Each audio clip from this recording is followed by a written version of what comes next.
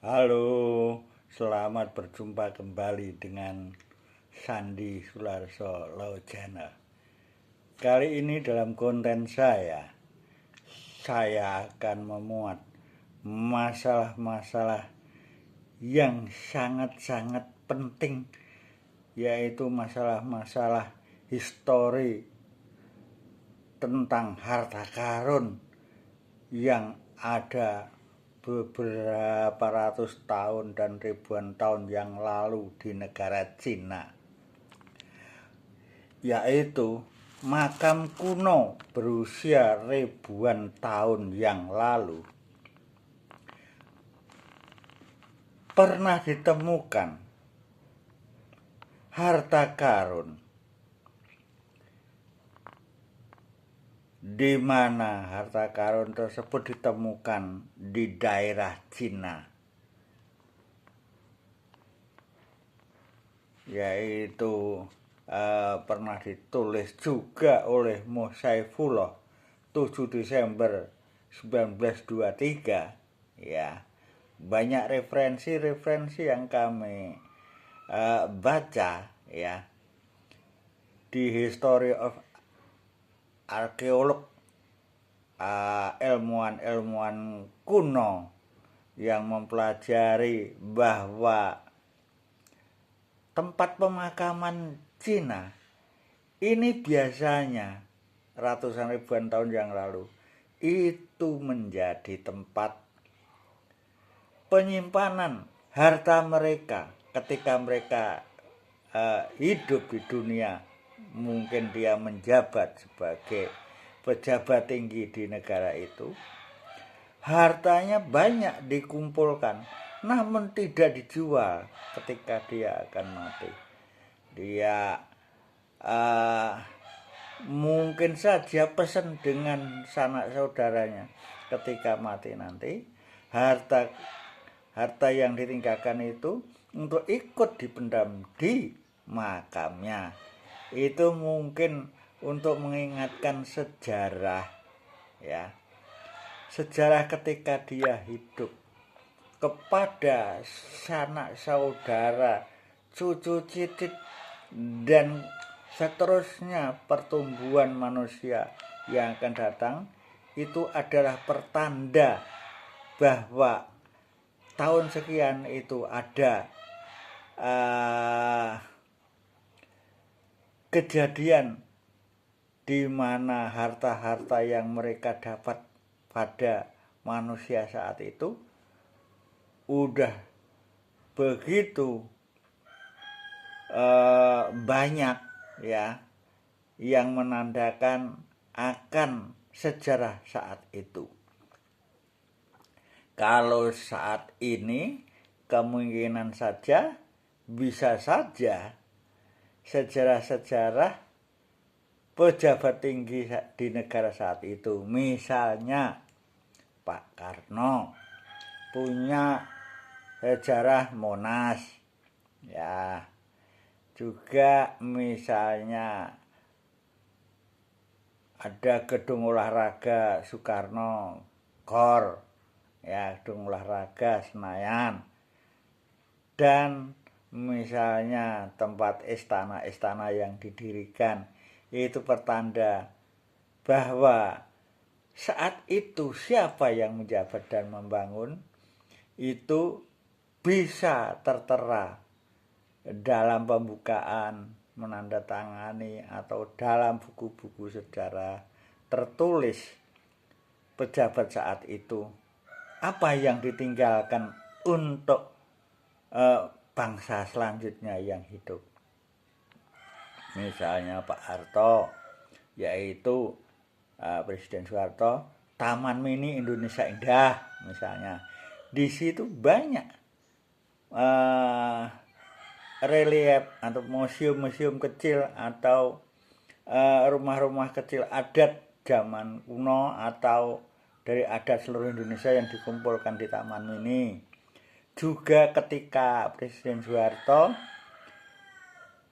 menerima tamu-tamu dari luar negeri yang mendapatkan keris misalnya atau senjata pedang dari negara lain pedang, Indonesia menyiapkan keris, ya bertahtakan berlian misalnya yang diberikan pada negara itu, atau pedang bertata berlian yang diberikan pada Presiden Soeharto. Semuanya ini banyak sekali, puluhan sampai ratusan yang disimpan di taman ini. Nah, ini menandakan bahwa pejabat saat itu betapa majunya tentang persahabatan mereka, dan kekayaan negara yang dikelola oleh pejabatnya dalam bentuk souvenir udah sangat maju. Ini juga menandakan pada generasi-generasi berikutnya. Misalnya contohnya itu. Terus presiden-presiden selanjutnya banyak sekali. Ya, yang terakhir itu adalah Presiden Jokowi tentang ibu kota negara IKN dan pembangunan jalan tol dari Sabang sampai Merauke dan sebagainya. Ya, saya kira ini banyak yang tahu ya. Jadi peninggalan-peninggalan pejabat itu ada yang langsung, kalau zaman ratusan ribuan tahun yang lalu dipendem, istilahnya itu ya dimakamkan beserta jenazahnya, harta-harta kekayaannya ya mungkin berupa emas, berupa tatah-tatah berlian, apa dikumpulkan di tempat penguburan. Nah, ini biasanya yang suka menandakan bahwa harta kekayaan dikumpulkan di tempat pemakaman ini adalah terah atau keturunan Cina, ya. Dia jadi orang kaya, kekayaannya ini tidak dilepas dijual, tapi diikutkan di dalam pemakamannya. Ya, ini mungkin saja nanti banyak peneliti-peneliti arkeolog tentang pemakaman terah Cina yang dikubur di Indonesia atau sekitar Indonesia. Ini apakah ada kekayaan yang disimpan di dalam pemakaman atau tidak? Ini nanti akan diselidiki. Ada artefak-artefak yang disimpan di dalam pemakaman itu. Ini belum terungkap secara jelas, tapi suatu ketika ilmuwan bisa menemukan dengan alat-alat yang canggih, ya bisa menemukan harta-harta yang disimpan di pemakamannya. Ya, ini yang paling banyak adalah keturunan Cina, adalah orang-orang yang kaya atau pejabat-pejabat Cina zaman dulu. Selanjutnya, Jakarta pada juga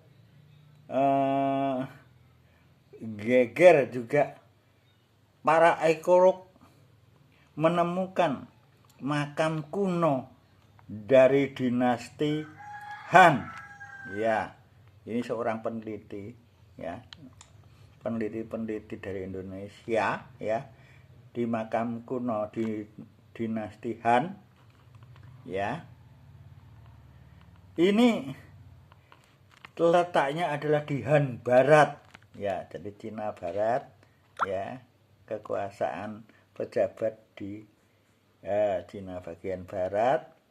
Harta karun tersebut tak tersentuh selama lebih dari 2000 tahun yang lalu. Masya Allah, ya lama sekali.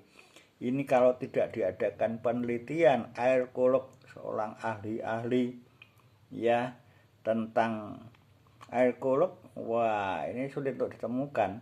Jadi dengan alat-alat tertentu bisa dideteksi ini keris tahun sekian, ini berlian tahun sekian, bisa diketahui. Nah, para ahli arkeolog di dunia ini termasuk dari Indonesia, ya.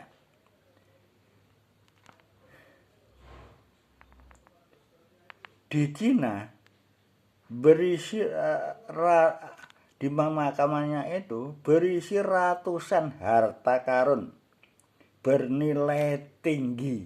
Ya, memang kalau kita melihat sejarah Cina ini adalah sejarah budayanya sangat tinggi, ratusan sampai ribuan tahun yang lalu.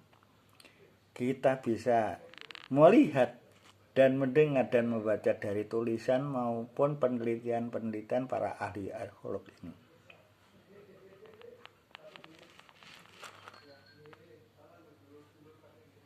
Harta karun ini tak tersentuh selama lebih dari 2100 tahun yang lalu. Ini saya, waduh, Masya Allah ya. Ini betapa lamanya, berapa generasi ke generasi.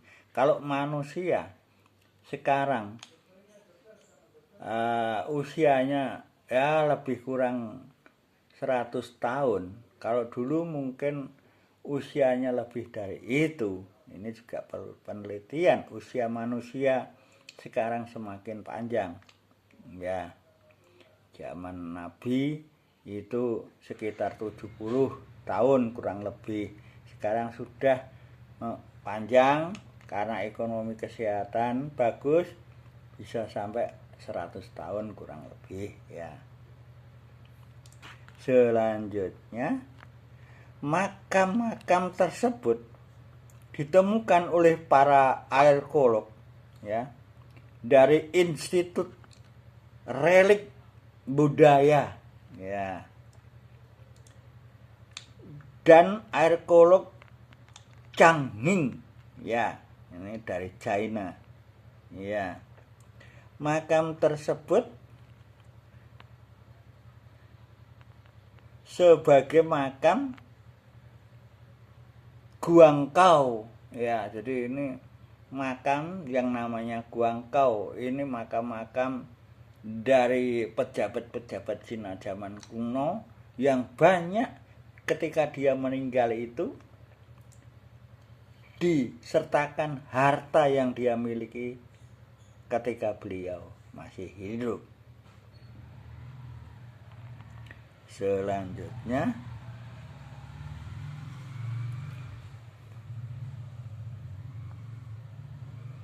makam-makam tersebut, makam seperti di Guangzhou ini memang kelompok makam orang-orang kaya tinggalan zaman kuno, yaitu di daerah Han Barat ya, Han Barat ya.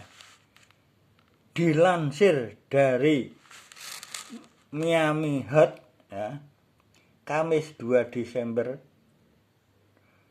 2023 ya, 2023, para ahli mengatakan makam tersebut adalah penemuan paling ya menarik dari temuan-temuan yang sangat menarik saat itu dalam koleksi di dalamnya ya, dalam pemakaman ya, dalam pemakaman, yaitu dari dinasti Han dan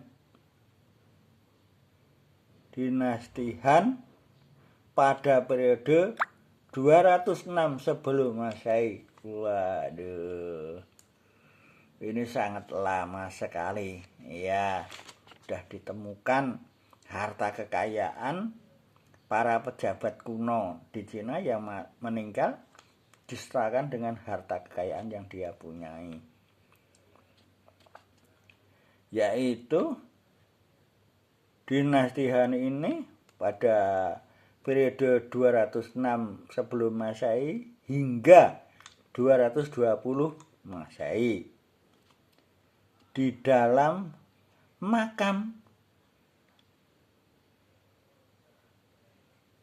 arkeolog menemukan lebih dari 600 artefak yang terawat dengan baik kata pejabat setempat. Ya, jadi memang di Cina ini tempat-tempat pemakaman ya di Guangzhou tadi memang dijaga ketat oleh budaya di Cina, dijaga ketat supaya histori of Cina ini tidak hilang ya, dijaga ketat, dipelihara. Baik, kalau itu memang dibuka, maka barang-barangnya akan dimasukkan di museum ya. Selanjutnya di antara artefak tersebut ada barang-barang yang mungkin ini disimpan tapi mungkin saja bentuknya sudah diawetkan atau dirubah bagaimana. Contohnya ditemukan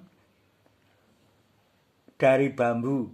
Ya, dari bambu itu bisa dari akar sampai pucuk. Misalnya bongkotnya bawah itu sudah dirubah jadi apa? Kalau di Indonesia itu dibuat kentongan. Kalau di sana mungkin sudah dibikin apa, diawetkan apa. Ya, itu sebagai barang yang sangat aneh dan itu ada sebagai barang-barang kekayaan, merupakan kekayaan dan kemajuan budaya saat itu.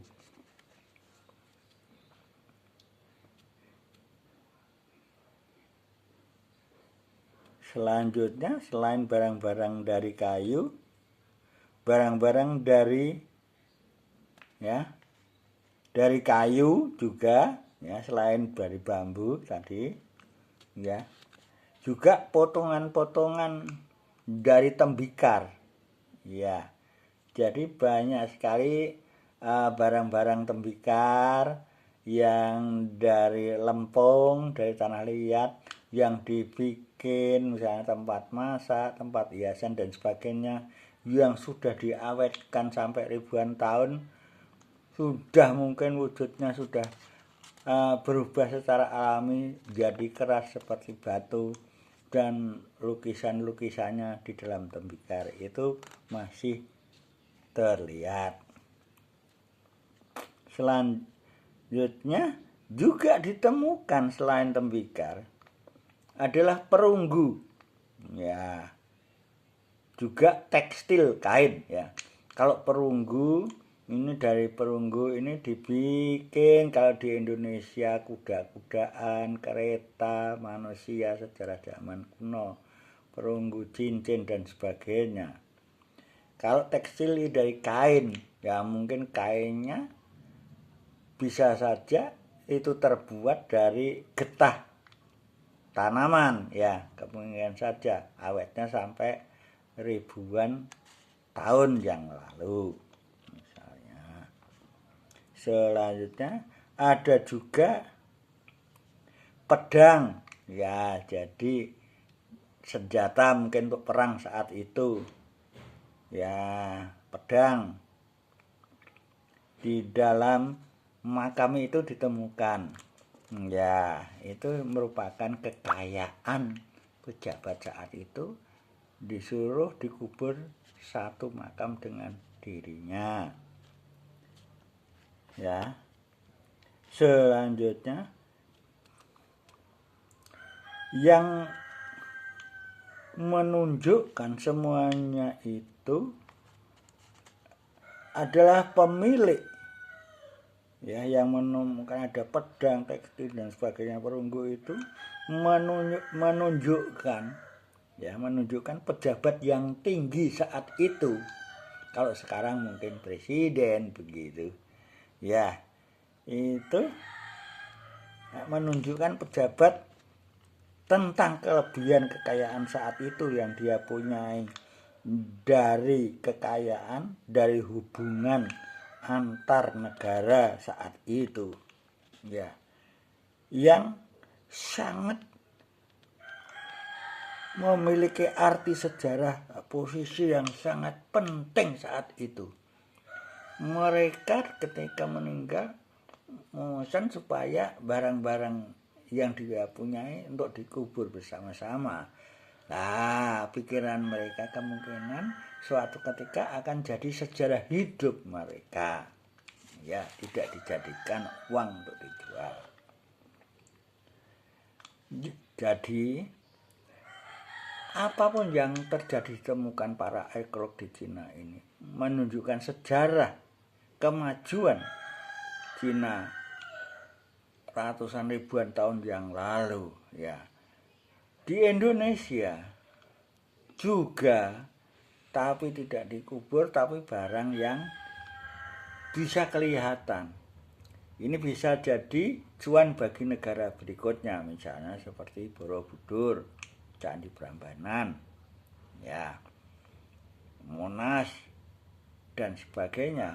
Ini juga selain sebagai karya, tapi pada sejarah berikutnya menjadikan tambahan pendapatan bagi negara, yaitu kalau ke situ harus bayar karcis misalnya.